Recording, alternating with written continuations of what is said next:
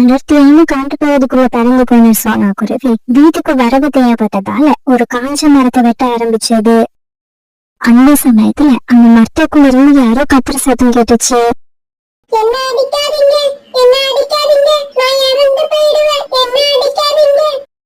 இந்த சமயத்துல சோனா குருவி அந்த மரத்தை வெட்டினதால அந்த மரம் ரெண்டா பறந்து ஒரு துண்டு கீழே விழுந்துருச்சு.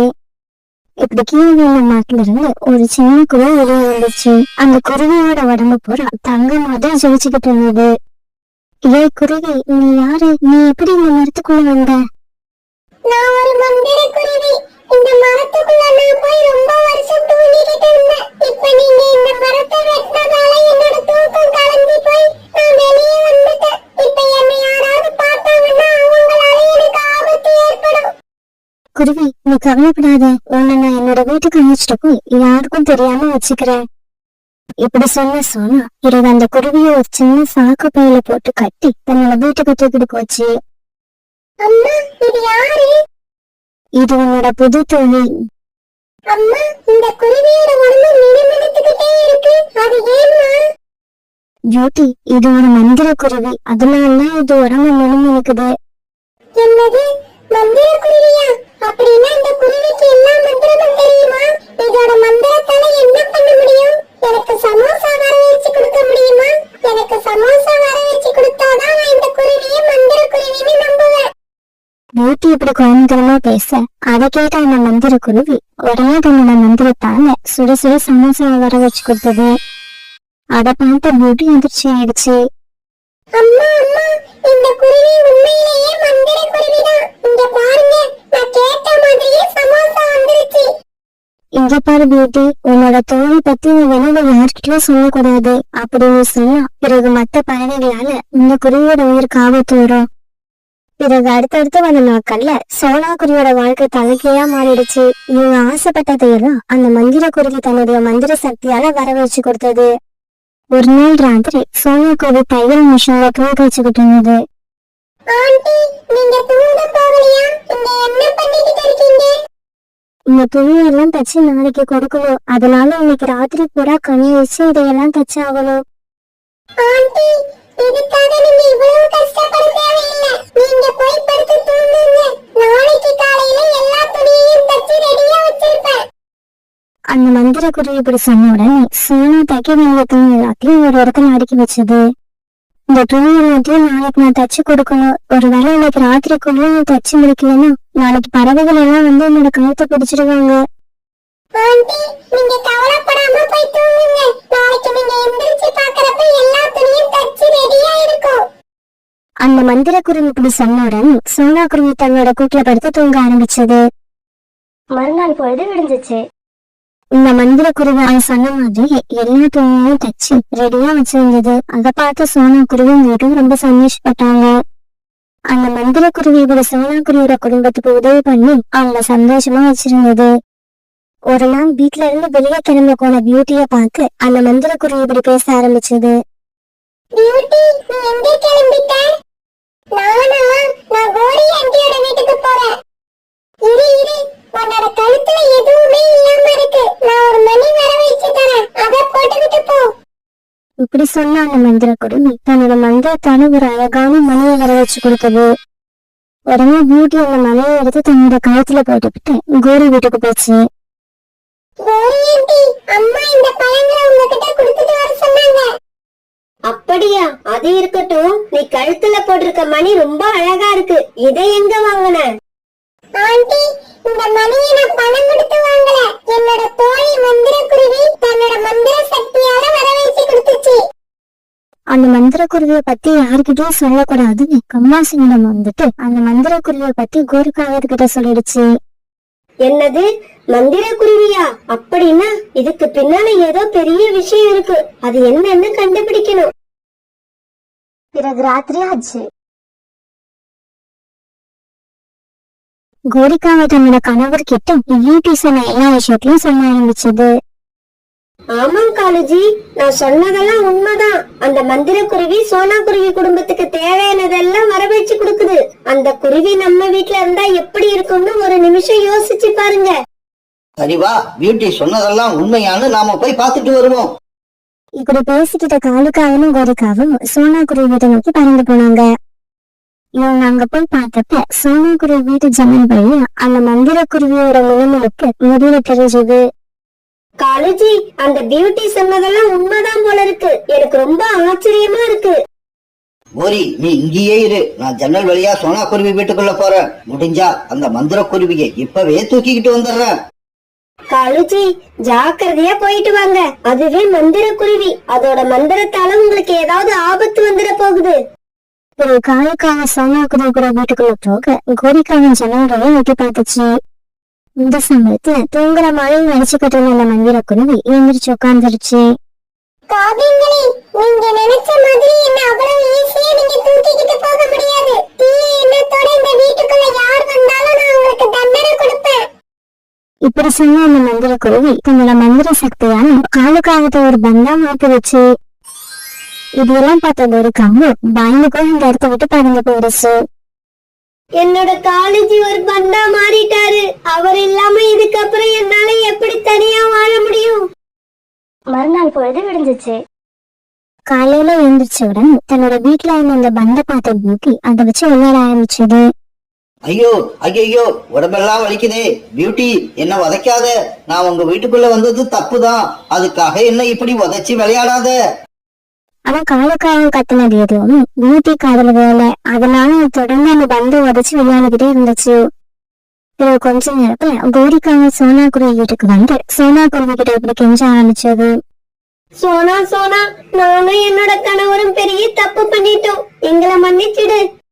இப்படி சொன்ன கோரிக்கா நல்ல கதவை நோக்கி சோனா குருவி கிட்ட சொல்லுச்சு. என்னோட கணவரை மறுபடியும் காகமா மாத்தி என்கிட்ட கொடுத்துடு. நாங்க இதுக்கப்புறம் உன் வீட்டு பக்கமே வரமாட்டோம். இதையெல்லாம் கேட்ட சோனா குருவி அதிர்ச்சி ஆயிடுச்சு. பிறகு அந்த மந்திர குருவி கிட்ட போய் இப்படி பேச ஆரம்பிச்சது. மந்திர குருவி, இந்த பந்து உண்மையான பந்தா இல்ல இது ஒரு காகமா? ஆண்டி, ஓரி ஆண்டி சொன்னது எல்லாமே உண்மைதான். என்ன திருட வந்த இந்த காகத்தை நான் தான் பந்தா மாத்தினேன். மந்திர குருவி, அவங்க ஏதோ பேராசையால இந்த தப்பு பண்ணிட்டாங்க. இதுக்கப்புறம் இந்த மாதிரி தவறு நடக்காத இந்த காவல் என்கிட்ட சொல்லி இருக்கு. அதனால தயவு செய்து பந்தா இருக்கிற அந்த காகத்தை பழைய உருவத்துக்கு மாத்திடு. சோனா குருவி இப்படி சொன்ன உடனே அந்த மந்திர குருவி அந்த பந்தை மறுபடியும் காகமா மாத்திடுச்சு. நான் மாறிட்டேன், மறுபடியும் காகமா மாறிட்டேன். இதுக்கப்புறம் என்ன பியூட்டி உதைக்காது. அப்பாடா, இப்பதான் எனக்கு நிம்மதியா இருக்கு. காலேஜி, பந்தா மாறின எக்ஸ்பீரியன்ஸ் உங்களுக்கு எப்படி இருந்துச்சு? அதை ஏன் கேக்குற? உடம்பு பூரா வலிக்குது. பியூட்டி பாக்குறதுக்கு தான் சின்ன குழந்தை மாதிரி இருக்கு. ஆனா அது உதைச்சா எப்படி தெரியுமா வலிக்குது? கோரிக்காக சொன்னதை கேட்டுட்டு சோனா குருவி பியூட்டி மந்திர குருவி இவங்க 3 பேரும் சத்தம் போட்டு சிரிச்சாங்க. இதை பார்த்து வைக்கப்பட்ட கண்ணு உடனே இடத்த விட்டு பழக்கானாங்க.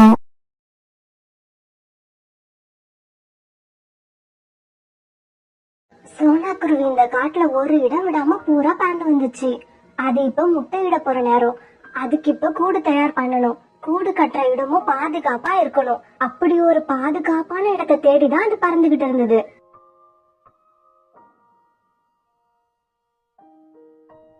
கடைசியா சோனா குருவிக்கு அப்படி ஒரு மரம் கிடைக்க அந்த மரத்து மேல வந்து உட்கார்ந்தது. பக்கத்துல உள்ள மரத்துல காலுக்காகவும் கோரிக்காகவும் கூடு கட்டி வாழ்ந்து வந்தாங்க. சோனா குருவி வந்து பக்கத்து மரத்துல உட்கார்ந்ததை பார்த்த கோரிக்காகவும் காலுக்காகத்துக்கிட்ட இப்படி கேட்டது. காலு, இந்த குருவி ஏன் இங்க வந்து உட்காருது? அந்த மரத்துல கூடு கீடு கட்ட போகுதா? பாக்குறதுக்கு இந்த குருவி கூடு கட்ட வந்த மாதிரி தான் இருக்கு. அது இந்த காட்டுக்கு வாழ்றதுக்காக வந்திருக்குன்னு நினைக்கிறேன். இவங்க இப்படி பேசிக்கிட்டு இருக்க சோனா குருவி அவங்க கிட்ட பறந்து வந்து உட்காந்துச்சு. காகம்னா, நான் வேற காட்டுல இருந்து வரேன். நான் இப்ப முட்டையிடுற நேரம். அதுக்காக பக்கத்து மரத்துல நான் கூடு கட்டிக்கலாமா? இந்த காட்டுல ஏற்கனவே உணவு கிடைக்கிறது ரொம்ப கஷ்டமா இருக்கு. இதுல உனக்கு குழந்தைங்க வேற பிறந்தா அவங்க உணவுக்கு என்ன செய்வ? அத பத்தி நீங்க கவலைப்படாதீங்க. நான் உணவு தேடுறதுல கில்லாடி. எவ்வளவு வறட்சி வந்தாலும் நான் எப்படியாவது உணவு தேடி கொண்டு வந்துருவேன். எனக்கு எல்லா வேலையும் தெரியும். உனக்கு உணவு தேடுறது ஒரு பிரச்சனை இல்லைன்னா தாராளமா கூடு கட்டிக்கோ. நாங்க ஒன்னும் மறுப்பு சொல்ல போறதில்ல. இத கேட்ட சோனா குருவி ரொம்ப சந்தோஷமா அங்கிருந்து போச்சு. மறுநாள் பொழுது விழுந்துச்சு.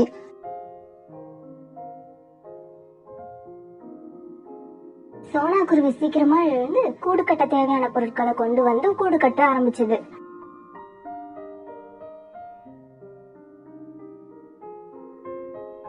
இத பார்த்த கோரிக்காவும் காலுக்கிட்ட இப்படி கேட்டது. காலு, நீ ஏன் அந்த குருவியை இங்க கூடு கட்ட சம்மதிச்ச? அங்க பாரு, கூடு கட்டுற வேலை இப்பவே துவங்கிடுச்சு. அது குழந்தைங்க எப்பவும் கத்திக்கிட்டே இருக்கும். நம்மளால நிம்மதியா தூங்கவே முடியாது. கோரி, உணவு தேடுறதுல நான் ஒரு கில்லாடின்னு அந்த குருவி சொன்னது உனக்கு ஞாபகம் இல்லையா? உணவு தேடுறதுல அது கில்லாடின்னா உணவை திருடுறதுல நம்ம கில்லாடி. அந்த குருவி இங்க இருக்கிற வரைக்கும் நமக்கு உணவை பத்தின கவலையே இல்ல. காலேஜி, இந்த விஷயம் என் மூளைக்கு எட்டவே இல்ல. காலேஜின்னா காலேஜி தான். பக்கத்துல சோனா குருவி அழகான கூட்டை கட்டி முடிச்சது. என்னோட கூட்டை ரொம்ப பலமா அழகா ரெடி பண்ணிட்டேன். எனக்கு பசிக்கிற மாதிரி இருக்கு, போய் உணவு எடுத்துட்டு வருவோம். உணவு தேட சோனா குருவி காட்டுக்குள்ள போச்சு. அங்க அதுக்கு கொஞ்சம் தானியங்கள் கிடைச்சது. அந்த தானியங்களை எடுத்துக்கிட்டு தன்னோட கூட்டுக்கு வந்துச்சு. தானியங்களை சாப்பிட்டு அன்னைக்கு இரவு சோனா குருவி நிம்மதியா தன்னோட புது கூட்டுல தூங்குச்சு. மறுநாள் பொழுது விழுந்துச்சு.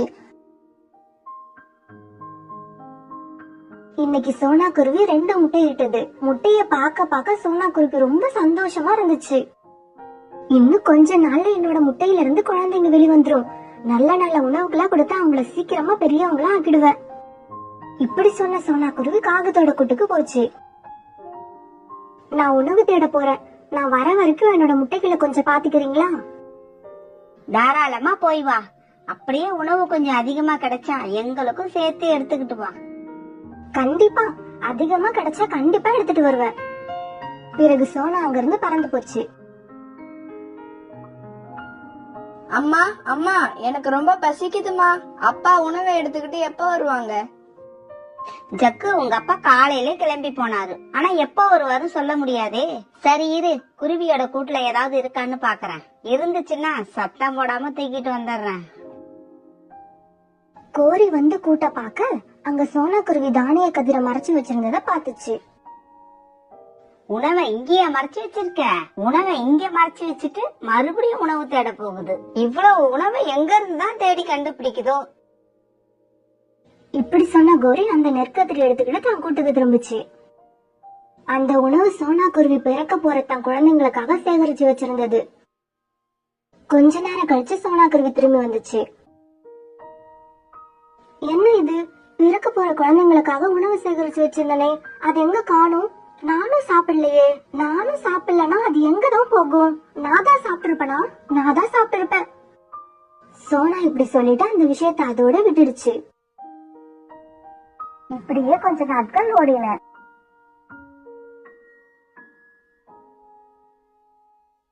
சோனாவோட 2 முட்டையில இருந்தும் 2 குழந்தைங்க பிறந்துச்சு. அதுங்க பார்க்க ரொம்ப அழகா இருந்துச்சுங்க. அம்மா, எனக்கு ஏதாவது சாப்பிட கொடு, எனக்கு ரொம்ப பசிக்குது. அம்மா, எனக்கும் பசிக்குது, எனக்கும் உணவு கொடு. என் செல்லங்களே, உங்களுக்காக அம்மா ஏற்கனவே உணவு தயாரா வச்சிருக்கேன்.